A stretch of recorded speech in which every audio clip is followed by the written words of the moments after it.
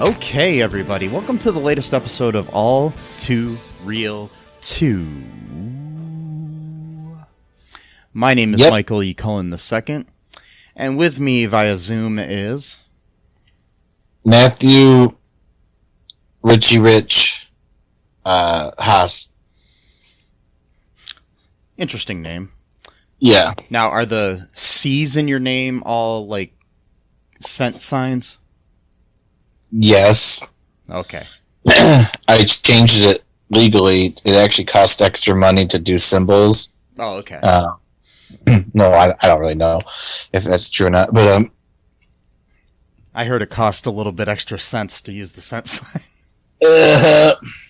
Okay. Yep. I'm done. I'm done too after watching this fucking movie. Okay, so if you couldn't tell by the title or what we're saying right now, today we are covering the direct-to-video sequel, Richie Rich's Christmas Wish. This film was released in 1998, directed by John Merlowski,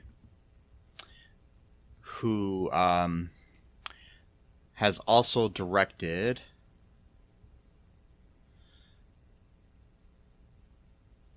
Everything. Yes, everything under the sun. No, he directed a movie called Santa with Muscles.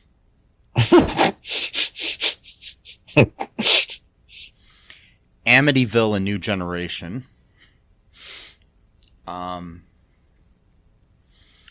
movie called Contagion. Oh wait, did he? No, yeah, he directed. Yeah, that's not the famous movie called Contagion. Oh, okay. This is a 2002 movie. Oh, okay. Directed a movie called Cop Dog.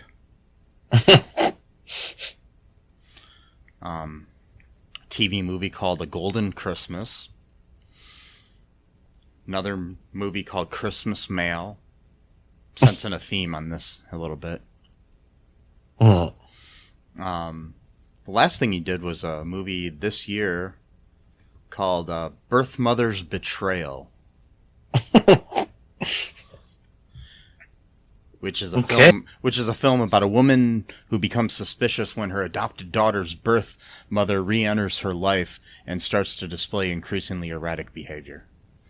Okay, so I was just curious what the plot of that was. Alrighty, so that's the director.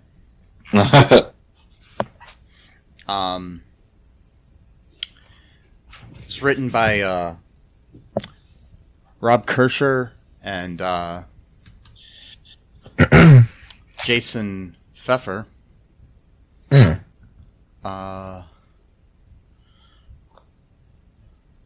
Rob wrote, the last thing he wrote was the direct-to-video sequel to War Games, called War Games for Dead Code. Cool. He also wrote Turbulence 2, Fear of Flying.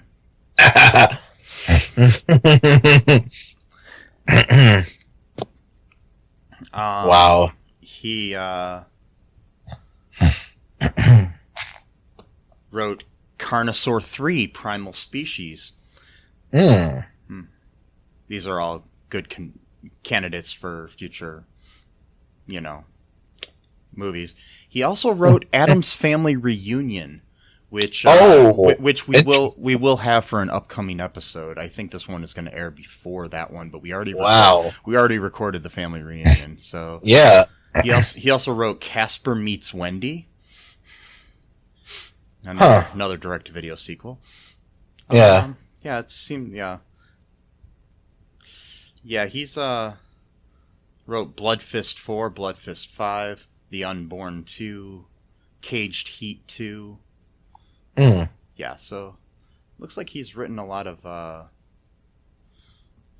direct-to-video sequels. A lot of stuff. Yeah. Jason Pfeffer, the other writer, has only written this movie. Oh, okay. Well, Yeah, that's happens. Yeah, he's done other film things, but that's the only movie he's written. Okay, so this movie, it stars David Gallagher, who people know from Seventh Heaven. Oh, okay. Yeah. I was wondering where you knew him from. Yeah, I was, because I was. Yeah. He stars as Richie Rich. Eugene Levy stars as Professor Keenbean. Keene Curtis stars as Cadbury. Jake Richardson is Reggie Van Doe. Martin Mull and Lesley Ann Warren, both of whom appeared in the movie Clue, played the Rich, Mr. and Mrs. Rich, Richie's parents. Yeah. Yeah. They also played Britta Perry's parents in Community. Yes. Oh, they didn't they? Yes, that's season 6, episode 2. I forgot that it was both of them. I remembered Richard, well, but they always seem to play together a lot for some reason. Is it? Are they married in real life, or is that just? I think they're just friends. Okay. Yeah.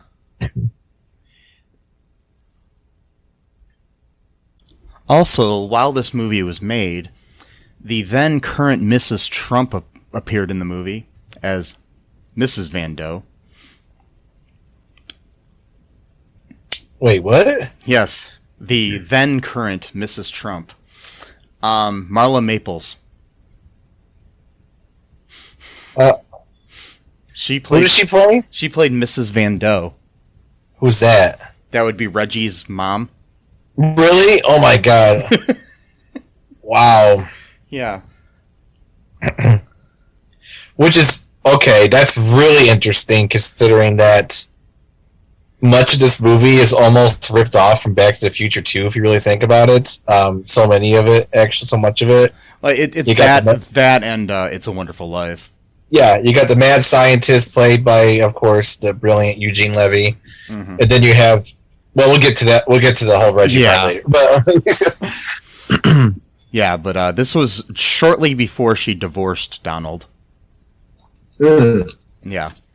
Yeah, and Marla Maples, who also known as the mother to Tiffany Trump, the forgotten child. Yeah, unfortunately. Yeah. Unfortunately or fortunately, depending on how you look at it. You know, I wouldn't want to be associated with that family, so maybe it's a good thing. Also, Gloria was played by Michelle Trachtenberg, who people may know from Buffy the Vampire Slayer and Euro Trip, among other things. Yeah, Richard Fancy played Mr. Van Doe. Also, Sergeant Mooney was played by Richard Riehle, who is to be soon, hopefully, a future guest on our show. So, wow. Yeah. I've been talking to him. We'll see what happens here soon.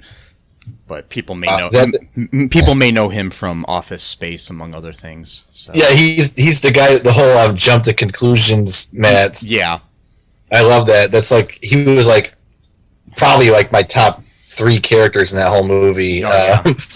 Like, he was just so hilarious. And he was good in this too, because I recognized him immediately when I saw him. I'm like, yeah. Oh, yep. He's a great character actor in my opinion. So, this movie what happens in this movie, Matt? Anything?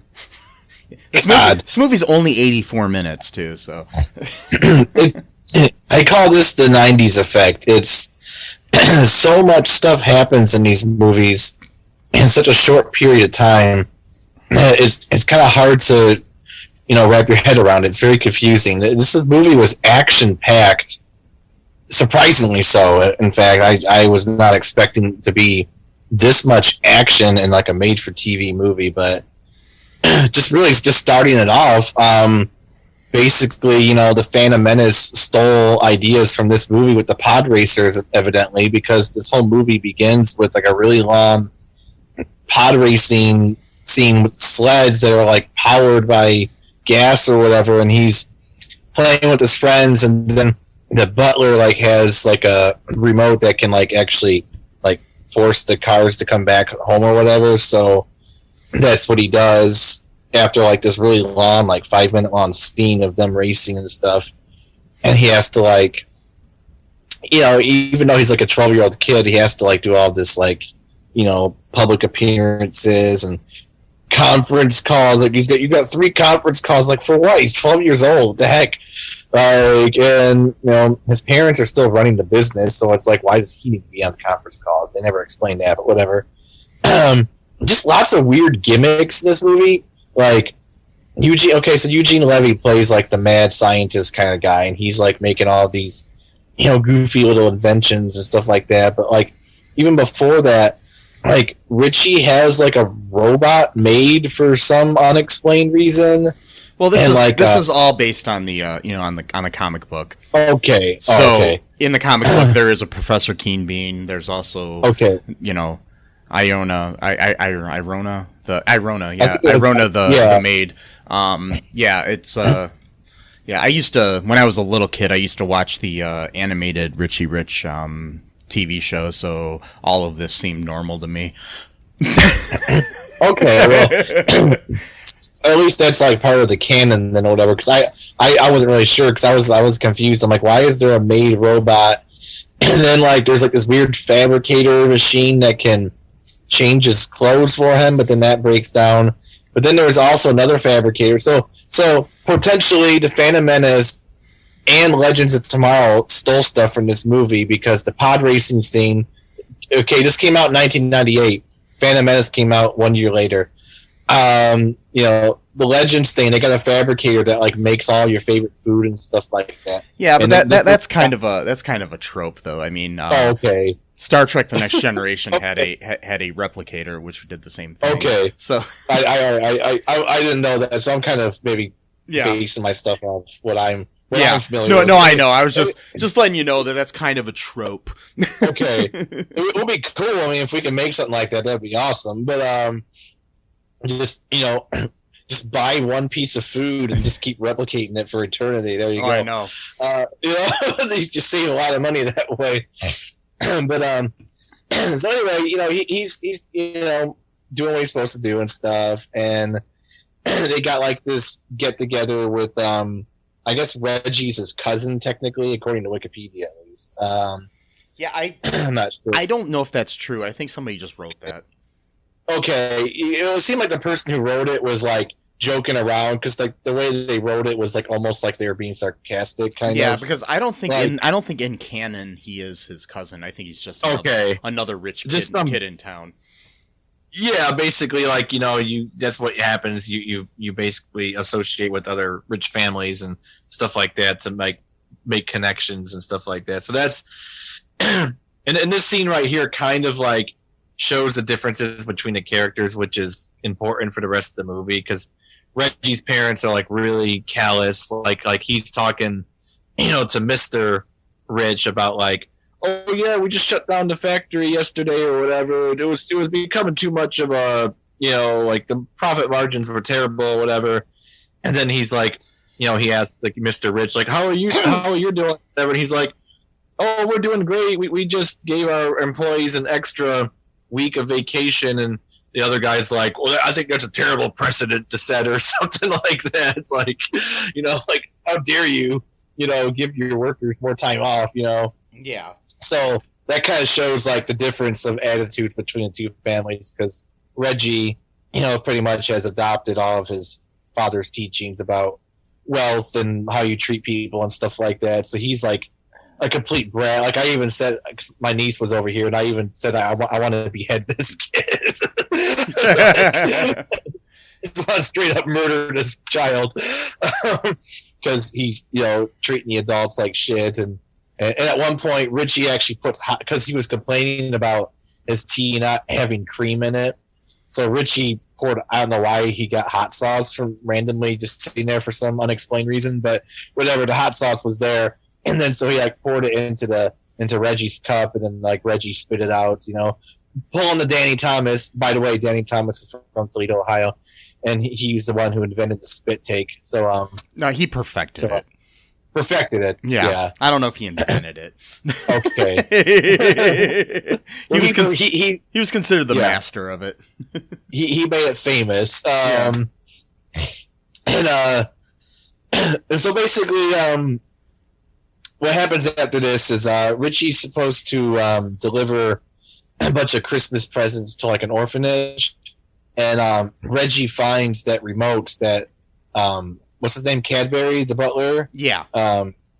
He finds the same remote that Cadbury used earlier to like control the sleigh, and so like he's like making Richie like go faster and stuff like that, and like he can't really control it, so he like crashes through like the fence at the orphanage, and then like he takes him off a cliff. So like Reggie was literally trying to murder Richie. Like can we talk about that for a second? Like he was literally about to commit murder against Richie and Cadbury, but luckily they jumped off the sleigh. Well, for some reason, rich people do that all the time, don't they? Well, yeah. According to the QAnon, the elites are doing satanic rituals, and who knows? Maybe in the cutscenes, Reggie was going to be sacrificed later on. So, and have his brain juice harvested. That's in the sequel.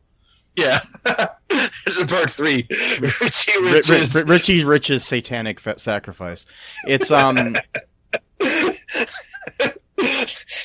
It's somehow a rated R movie for kids. It's Richie's all grown up, and his hobbies have gotten more extreme. Yeah, and his only goal in life is to sacrifice Reggie to Satan.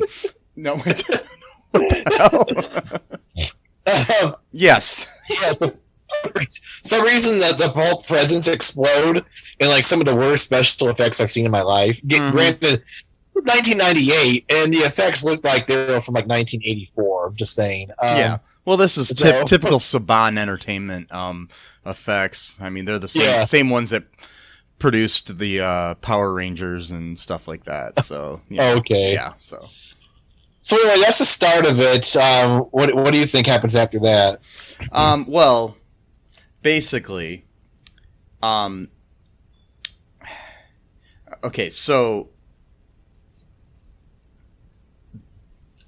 Richie thinks that the whole thing is his fault, and earlier we Professor Keenbean had created this thing called a wishing machine that looked like a washing machine. Yep. Where you could make any wish you wanted. Earlier, it misunderstood. At one point, it misunderstood Richie when he wished for pie, and somehow he got a pigsty. Yeah, it was a big pie. Is what he wished for. But he got a pigsty, and But anyways, Richie goes to the laboratory, and he goes to the wishing machine, and he accidentally wishes that he was never born. In front of the machine, and he's transported into like a parallel universe where he was never born, and nobody recognizes him. Reggie has somehow become Richard and Regina Rich's son now.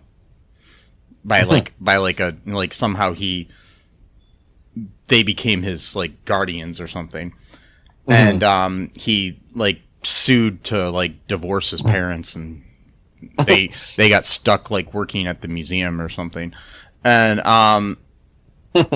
in this whole world, because like this is basically It's a Wonderful Life in a way, because the whole I wish I was never born, the world would have been better without me sort of thing. So everything in the town, instead of being like Richville, it's all named after Reggie now. And so basically his parents don't recognize him, but somehow his dog Dollar does. That's right, his dog is named Dollar. That's in the canon of the thing, and he's a white dog with little dollar sign spots on him, which is also canon from the comic books and the cartoons and everything. You know what? After watching this, I realized that I don't know if I ever watched the Macaulay Culkin original Richie Rich movie. Oh, really? I watched. To be honest, I actually think this one was better than that one. Really? Somehow. Probably has a better plot, maybe. I don't know. There's more stuff going on. Yeah, there is. Yeah. I don't remember the movie at all. I watched the trailer for it, like, after I watched this movie, and I'm like, none of this seems familiar to me. So, but anyways, they,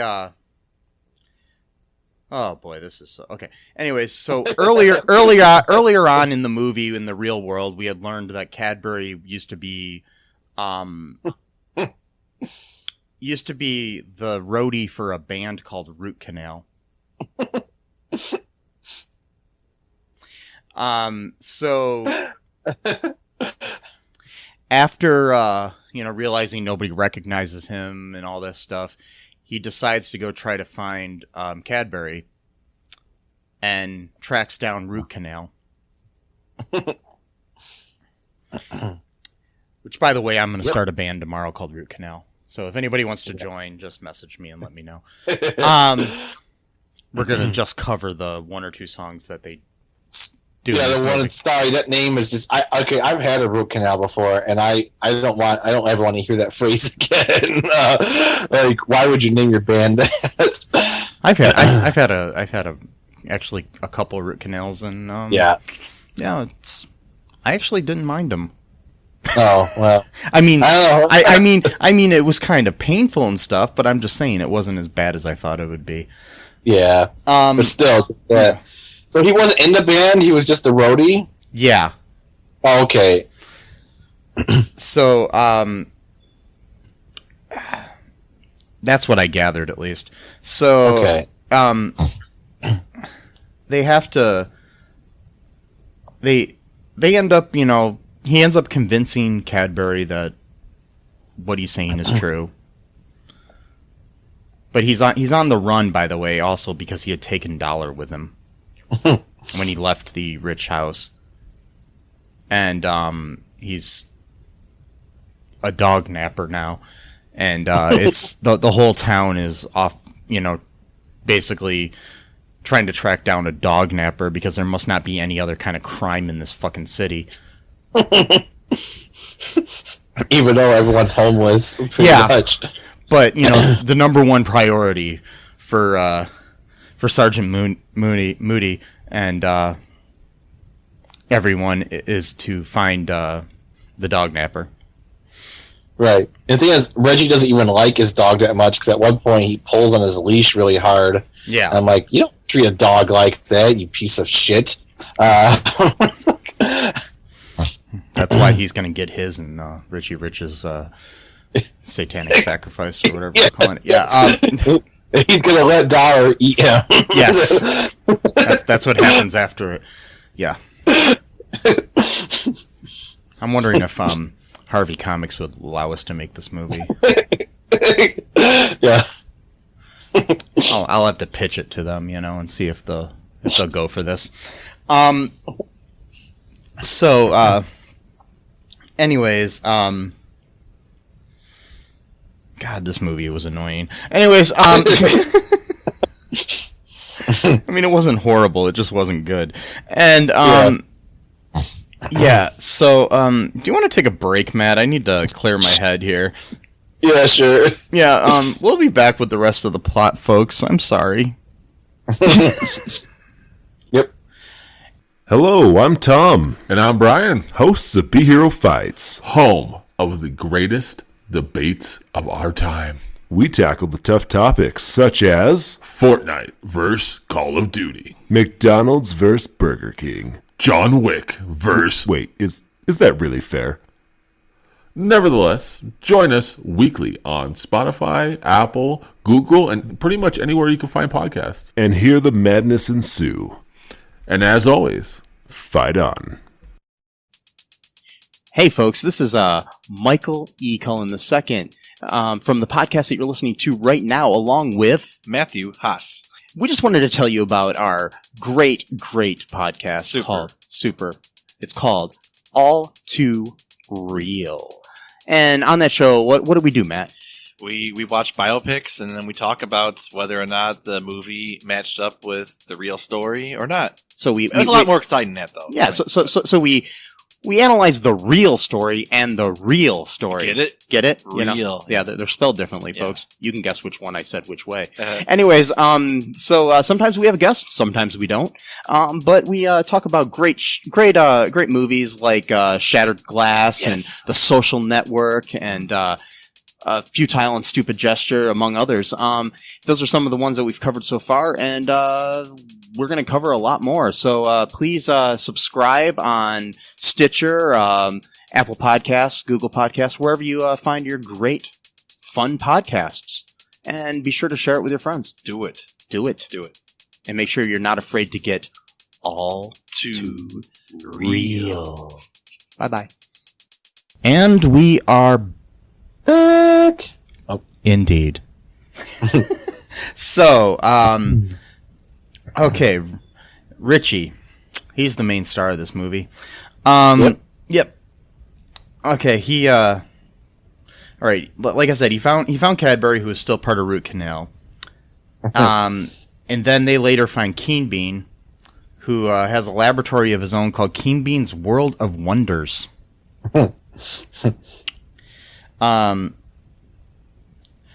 Richie talks to Keenbean about the wishing machine, and like you said, yeah, it's very Back to the Future. It's actually Back to the Future 1-ish, where it's like Richie knows about the machine that the mad scientist doesn't really know everything about yet. Right. Well, it's a combination, actually, because... Yeah, but then also, it's like Back to the Future 2 with Biff Tannen buys the city and everyone's homeless and stuff like that. Yeah. It's like interesting. But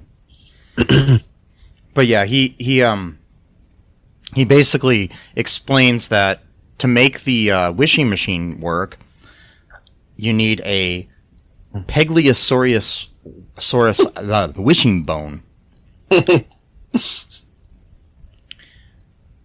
Pegliosaurus wishing bone. There you go. That's a cool band name. Pegliosaurus wishing bone. Yeah. Yeah. Okay. They realize that they can get one at the museum where Reggie's parents work. They end up stealing it after they do a skateboard thing underneath a bunch of laser things, like that are set off alarms. What are those called? Laser alarm motion triggers. Motion detectors. Yeah. Okay. Then they come back. With the wishing bone. And they get the machine to work properly. However, before Richie could wish himself back, of course, Reggie arrives there with the policemen. And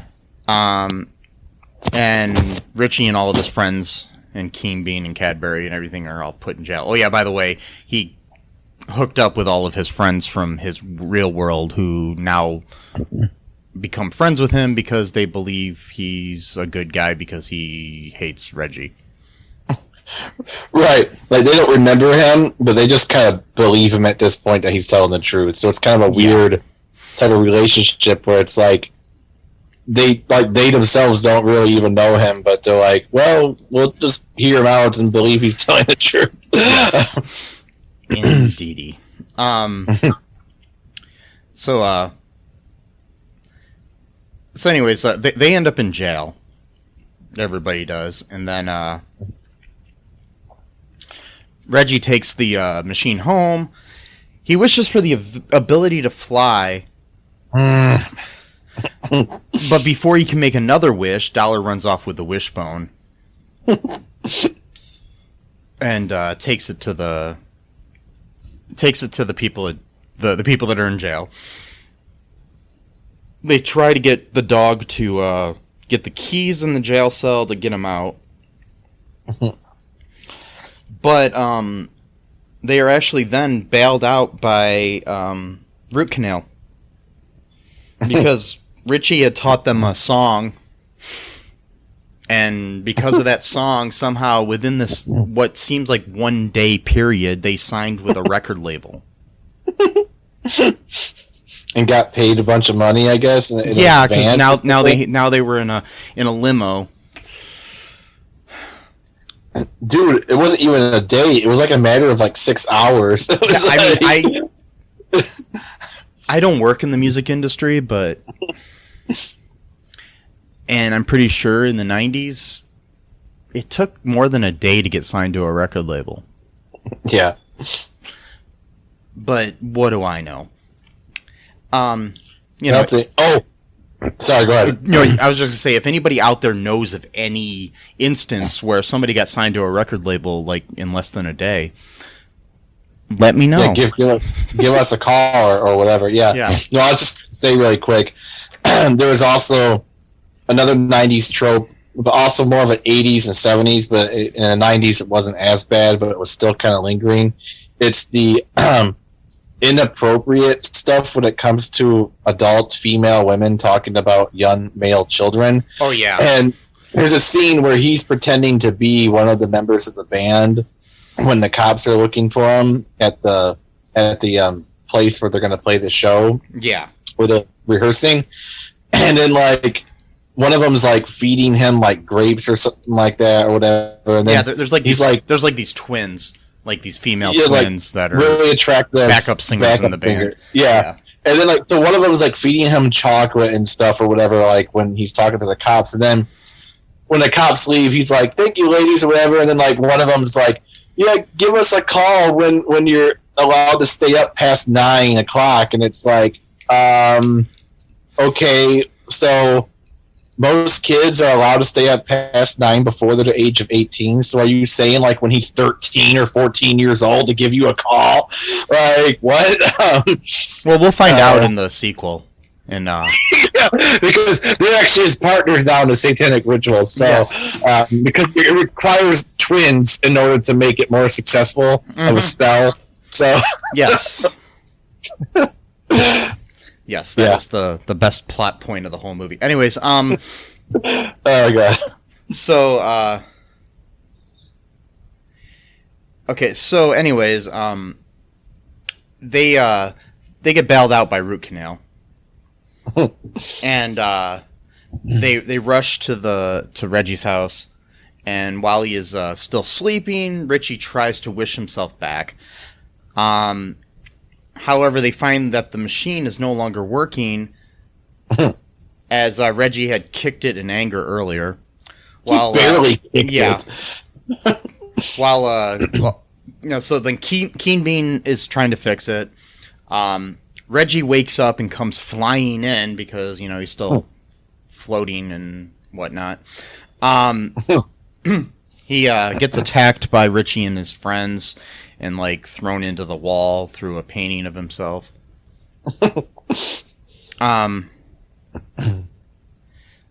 Sergeant Mooney, yeah, it's Mooney. Sorry, I said Moody earlier, but it's Mooney.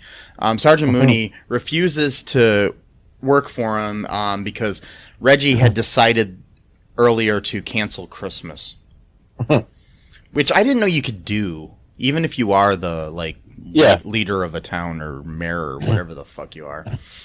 Yeah, how can you cancel unless you're going to send the cops in every person's house and make sure that they're not celebrating Christmas? I mean, right?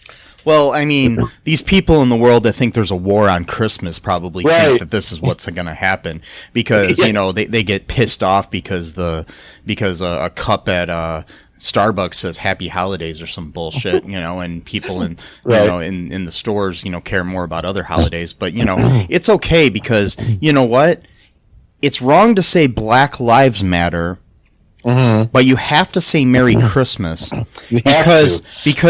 because all lives matter, but only Christmas matters and not other holidays. Yes. So Hanukkah doesn't matter. Yeah. Kwanzaa does not matter. Ramadan does not matter when it happens to fall in December. Yeah. None of those. Festivus doesn't matter. No, does not. Like Carlton said, he said that liberals are going to force you to drink Starbucks from now on if Joe Biden's president.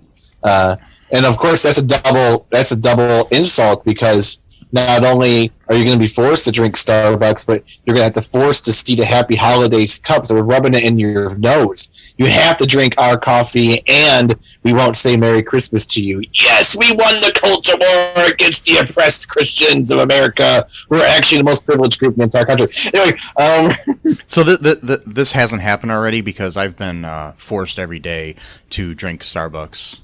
I have a guy come to my house every morning, and he just shoves it down my throat. It's the weirdest thing. Yeah, he's just like here, drink this cafe mocha with caramel, and well, there you go. That's how Joe Biden's going to do a job creations program. He's that so many people are going to be hired in as like the Starbucks enforcers, and they got to go from house to house or apartment to apartment to make sure everyone's drinking your Starbucks for the day. So that's millions of jobs right there. And then he forces me to use weird sizes like Venti, and yeah, exactly. He's like, what size shirt are you wearing? And I was like, it's a Venti shirt. It's a Venti shirt.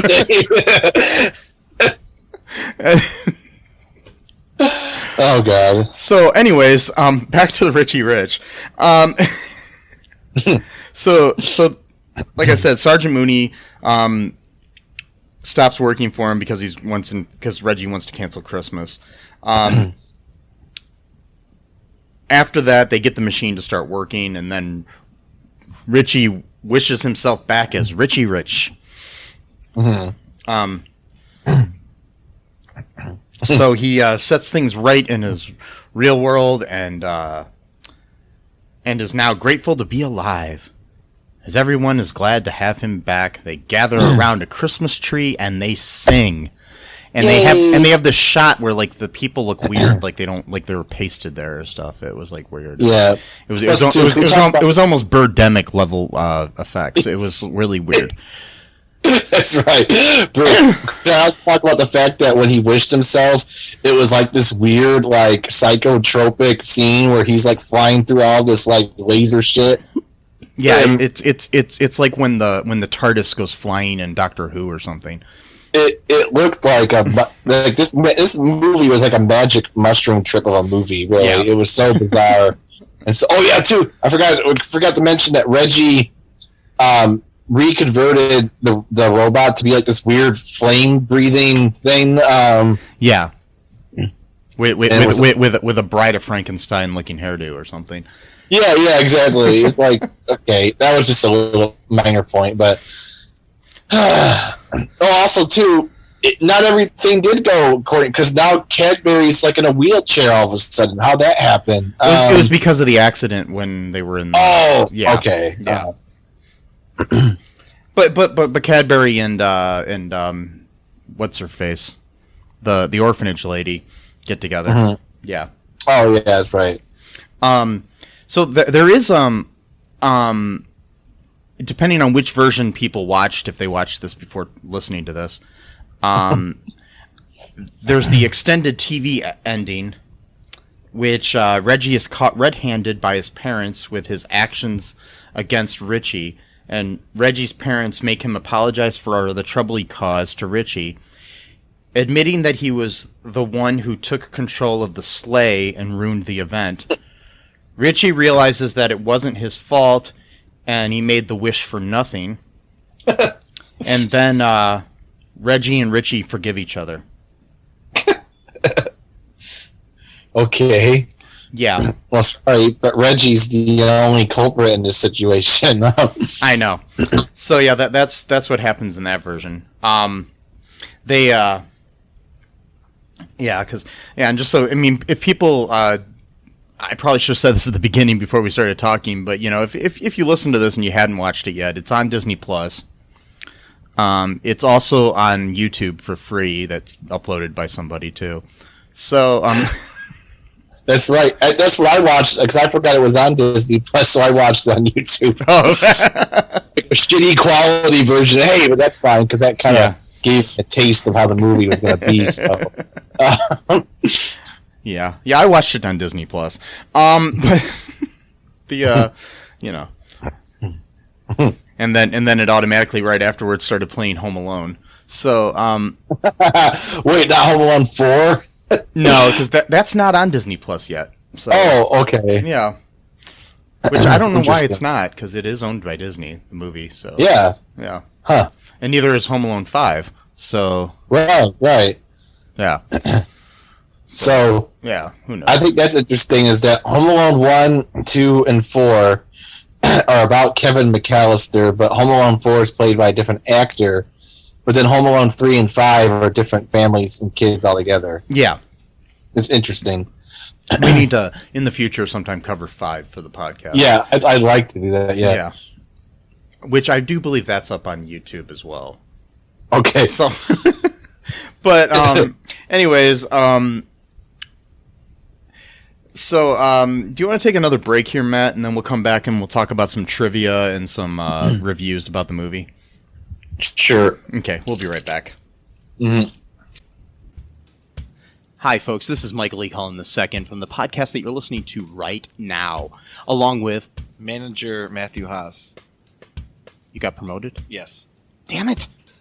Okay, anyways, folks, do you like the show Superstore?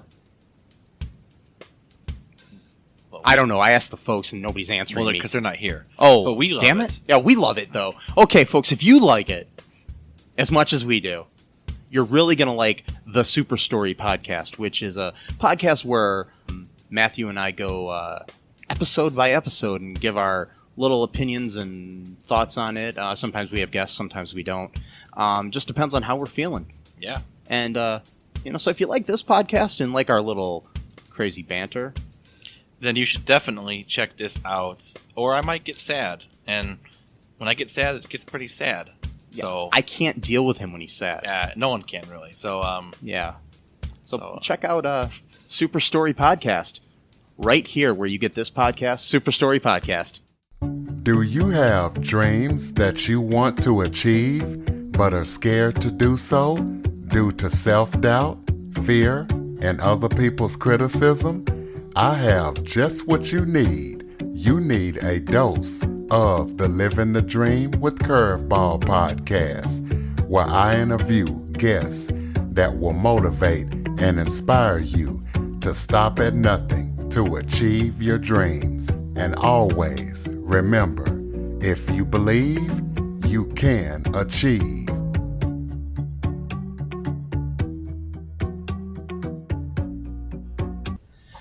And we are back.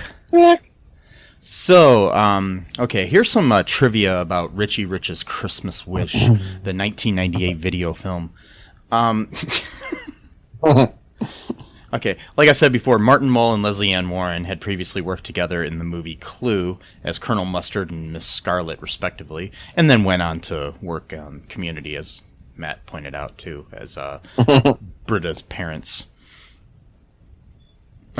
This was Keene Curtis who played Cadbury, his final acting role before his death on October 13th, 2002, at the age of 79.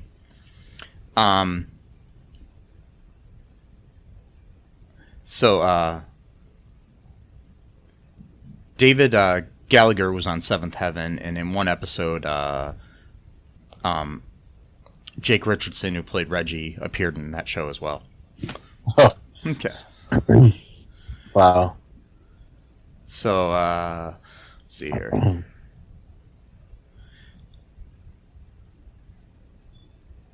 So, here's some reviews really quick here of the movie, culled from the Internet Movie Database.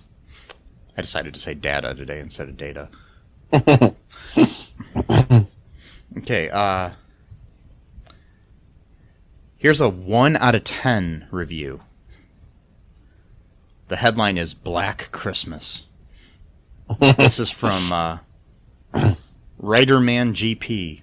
This is written on July 28th of 2002, which is the perfect time of year to watch this movie. In July. Okay. This is the worst movie I ever remember seeing. I've seen some pretty bad ones in my time. Believe me, the acting isn't just bad, it's abysmal. And then it just says ludicrous. And I don't know if he's just, you know, a fan of the rapper or... Oh, wait, no, it's spelled different. Okay, it's like the makers tried to make this film so it would be awful and boring and silly as humanly possible. Culkin's Rich isn't great, but it's a heck of a lot better than this dreck. The people who made this ought to be banned from the film industry. The only reason this could have been made was for money. Isn't any movie... Exactly. And he says, "Don't let it steal yours!" Exclamation point. Avoid this movie like a disease. Why? Because it sucks like a black hole. Okay. Yeah. Okay. Well, yeah. As it turned out, most people don't avoid diseases these days, so, you know. Exactly. The analogy doesn't really work anymore. Avoid it like the plague. Well, no one avoids the plague anymore, so... Exactly.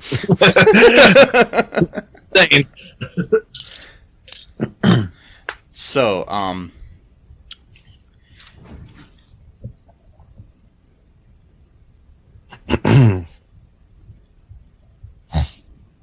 okay, here's a 10 out of 10. Oh, okay. Okay. David Gallagher is so cute. This is written by @80 on November 24th of 2002. Okay. Near Thanksgiving. Yeah. Yep. The movie's only moderate, but I like to show it to my kids. No violence. Wait. No violence? There's plenty of fucking violence in this movie. Yeah. Define violence here, people. Okay, Reggie literally tried to murder Richie and exactly.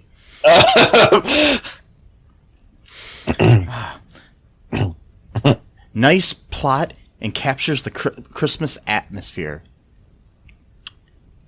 And David Gallagher definitely looks cute in a ski bib overalls. I remember my youth every time I see this movie. Okay, I just want to point out this movie. This review was like 4 years after the movie came out. Right. And my youth. And this person has kids, and they like to show this movie to their kids. And they are obsessed over how cute David Gallagher, who was like 12 when he made this fucking movie, is. That's creepy. Well, maybe the person was like 16 when, or maybe they were like 14 when it came out, and then they're 18. Then they had kids really young. I don't know. Yeah. Either way, it's just weird because David Gallagher was still a teenager when in 2002, I believe. So yeah. Anyways, I don't know. Just seems weird to me. Yep. Okay, here is an 8 out of 10. Written by Guitar 8 on November 4th of 2007. Well, November again. Yes. The headline is, Jake Richardson stole the movie with his really bad moods. It's not often that a villain steals the performance. Besides Margaret Hamilton, the Wicked Witch of the West in Wizard of Oz, Jake Richardson falls into that category. He plays the bratty Reggie Van Doe, who threatens to be in a really bad mood if he doesn't get his way. Maybe he should have dated Veruca Salt from Willy Wonka. All in all, this holiday movie is awesome, and David Gallagher did a better job than Macaulay Culkin in the title role. Glad that Jake and David also did a Seventh Heaven episode where Jake played a bad boy who had a gun. Maybe he should have told Simon to break up with his girl or he'd get into a really bad mood. So let me get this straight. They are trying to say that his performance as Reggie Van Doe, no offense to Jake Richardson, he did do a decent job in this movie, but they're trying to say it's on par with one of the greatest villains in cinema history. Yep.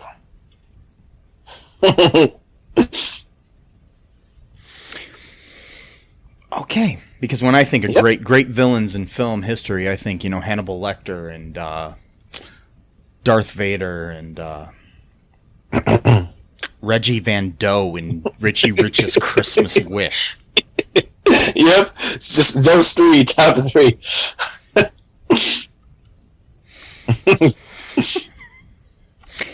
Yep. Yep. Yep. Okay. Yep. Yeah, I think that's about it. The rest of these reviews are really actually pretty long, and I don't feel like reading them all out.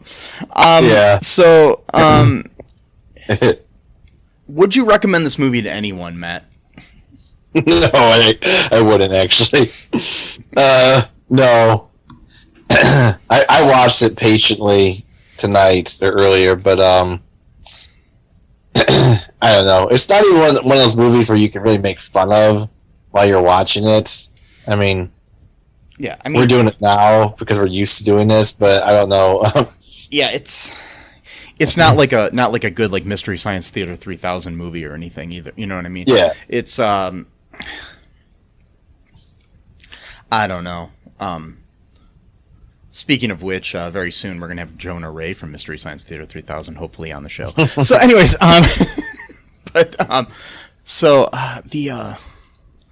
don't know. It's definitely something you could probably have on, like if you have kids over and you just don't want to think, and they might enjoy it like little kids or something. And I mean, this does tend to play on that 25 Days of Christmas thing that they have every year on what is now Freeform and used to be like ABC Family or whatever. Right. Yeah, I know they play this every year as part of that. So, it's good for that purpose, like something that you can just, if you can't find something else to entertain your kids, this might work. Right, yeah. Yeah. And I mean, it's got Eugene Levy in it. Yeah, I know. It had like a lot of, good actors in this movie. The cast was actually pretty good. I mean, you got, Lesley Ann Warren and Richard Mull and, you got decent people. And, I mean, I don't know. Michelle Trachtenberg even in a small role before she was really big and famous. Which one's that? She played his female friend. What was she in after that? Oh, she was in Buffy the Vampire Slayer. That's right. She was Harriet the Spy. She was in Euro Trip. She was in a lot of things. Those are the only ones I can think of off the top of my head. Right. But yeah. Well, she's a good actress. Wait a minute. Didn't Buffy, though, start in the same year? So when did she come into that show? Towards the end. She was in the last couple seasons or so. That's because she'd still be like a little kid if, like... Yeah, so basically, I'm going to spoil Buffy the Vampire Slayer, which came out, 20 years ago. Yeah. Or 20... Yeah, so there was some kind of like supernatural thing that happened, and all of a sudden Buffy had a little sister. Oh yeah, that's right. And that's who she was, and it was like, sort of a, like she never existed before, but all of a sudden she did. Right, okay. Yeah. So but you spoiled it for me. It's been like what, 15 years since it's been off the air or something. No, when did it come off the air? Was it 2005 or 7 when it was off? I don't know, but it's been a while though, at least. Yeah. It's been enough for the, statute of limitations here when it comes to this. Great show though. Great show. I used to watch it a lot when it was on. I like it a lot. I like Angel a lot too, though. Anyways, yeah, that's a good one. I'm still mad that my ex-girlfriend stole my DVDs of Angel or both. Of Buffy. I think she bought me the Buffy ones and I bought her the Angel ones, or something. Whichever it was. But anyways, yeah. She took them both either way. Oh, gee. Yeah. But that's okay. Life goes on, Matt. Yep. Yes, it does. Yep. Okay. Anyways, that's up. I was just watching Harry Potter Goblet of Fire. Like I think it was last night, and it's actually one of the lines that Bartimaeus Crouch says to Harry. Actually, he's like, because he was talking about how like his son was became like a Death Eater, and then they had to send him to prison and stuff. And he was there's a part in the movie where he talks about his ex-girlfriend taking his Buffy the Vampire Slayer yes, DVD. actually, that's in the cutscene. Bartimaeus Crouch Sr., who is the head of the magical law enforcement, he's like, yeah, my girlfriend stole the Buffy the Vampire Slayer DVDs from me. Yep. He's telling Harry this, and Harry's like, okay, that's weird. Tell me this. And then Hermione called to him because she could see that he's visibly uncomfortable. And she calls him over. Hey, come over. I got to talk to you about something. He's like, oh, I got to go, sir. And he's like, that was a weird conversation.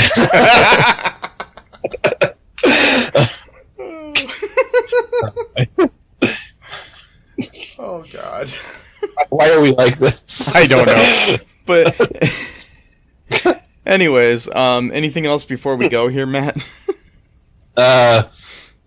No, other than just don't watch this movie if you can help it. All right.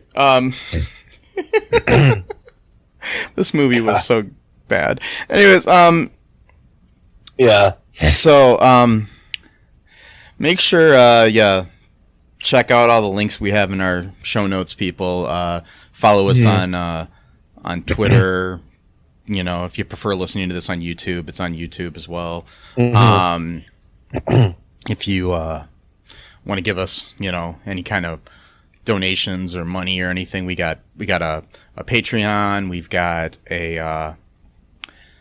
we've got place where you can get T-shirts, TeePublic. We've got a lot of things, and there's a bunch of things where you can donate to some charities and things of that nature. And pretty soon, it's not happening yet. By the time this happens, but look for the future. We'll have a link to we're setting up a charity. Me and some of my friends are setting up a charity for scholarship to college for filmmakers in honor of our friend Jamal Wallace Knight. So, once that happens, I'll definitely link that in the show notes. But follow us on Facebook and everywhere else, and I'll get that info. Hi, this is Mike from the future, breaking in really quick, just to let you know that the reason we talked about Jamal Wallace Knight, who who has appeared on the show in the past was because he just passed away recently, and that's why we were talking about that. We go more in depth in that in a future episode that won't be airing until after the first of the year, but just thought I'd let you folks know. Rest in peace. Now, back to the previously recorded episode.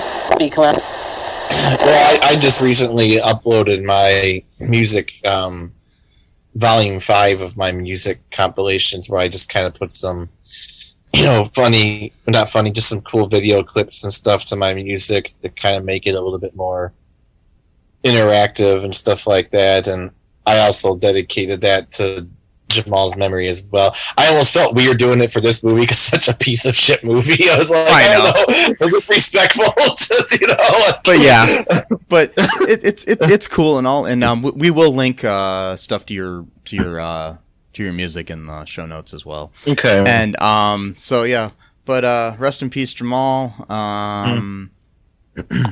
Went to his memorial today as we record this, so he's still on my mind. That's why I'm talking about him. So, but anyways, be safe, wear a mask, live long and prosper. Yeah. Bye-bye. Bye. Thanks for listening to All2ReelToo podcast, a Cullen Park production. Produced and edited by Michael E. Cullen II. Music by Matthew Hawes. Subscribe and share the show. Visit us at cullenpark.com.